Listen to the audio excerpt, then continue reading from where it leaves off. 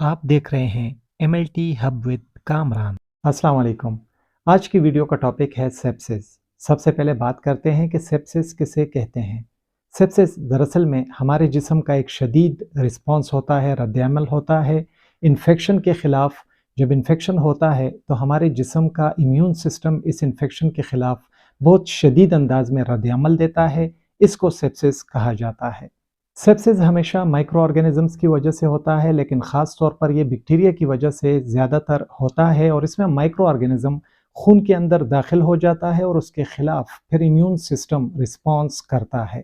Sepsis एक इतनी शदीद हालत होती है कि इसकी वजह से जिगर, गुर्दे, दिमाग और दिल जो है वो शदीद तौर पर मुतासर हो सकता है। वो अपने काम छोड़ सकते हैं, हत्ता कि एक मरीज़ की जान भी इसकी वजह से जा सकती है अगर वक्त पर इलाज ना किया जाए।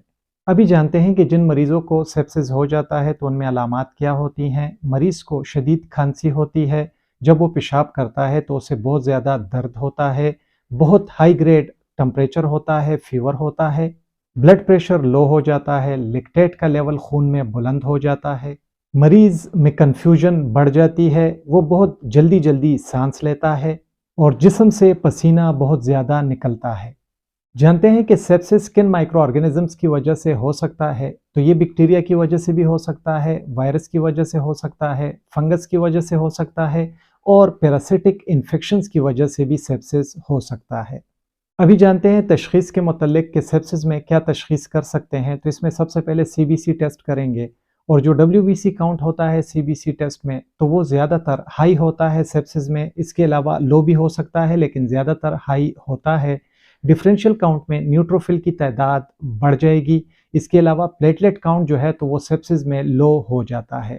इसके अलावा ब्लड लैक्टेट टेस्ट करेंगे जो कि ज़्यादा होगा, लिवर फंक्शन टेस्ट करेंगे जो कि हाई होते हैं, किडनी फंक्शन टेस्ट करेंगे वो भी नॉर्मल होते हैं, उनकी वैल्यूज़ भी हाई होती है। इसके अलावा ब्लड कल्चर टेस्ट कर सकते हैं और चेस्ट एक्सरे भी कर सकते हैं। इलाज की तरफ आते हैं कि सेप्सिस का इलाज क्या है। तो हमेशा जब भी ऐसी हालत हो किसी जनरल फिजिशियन से रब्ता करें और उसकी बताई हुई अद्वियात और हिदायत पर सख्ती से अमल करें। एंटीबायोटिक इसमें दे सकते हैं अगर इन्फेक्शन बैक्टीरियल है, एंटीवायरल दे सकते हैं अगर कहीं इन्फेक्शन वायरस की वजह से है, एंटी फंगल मेडिसिन दे सकते हैं अगर कहीं इन्फेक्शन फंगस की वजह से है, एंटी पैरासिटिक दे सकते हैं ड्रग्स अगर कहीं इन्फेक्शन पैरासाइट्स की वजह से है। इसके अलावा ब्लड प्रेशर अगर लो है तो उसको ठीक करने के लिए, उसको बैलेंस करने के लिए IV फ्लूइड्स का सहारा लिया जाता है। मरीज़ अगर सांस ठीक तरह से नहीं ले पा रहा तो मैकेनिकल वेंटिलेशन भी इसके लिए दी जाती है। बहुत ज़्यादा शुक्रिया MLT हब विद कामरान देखने के लिए। वीडियो पसंद आई हो वीडियो को लाइक करें, दोस्तों के साथ शेयर करें।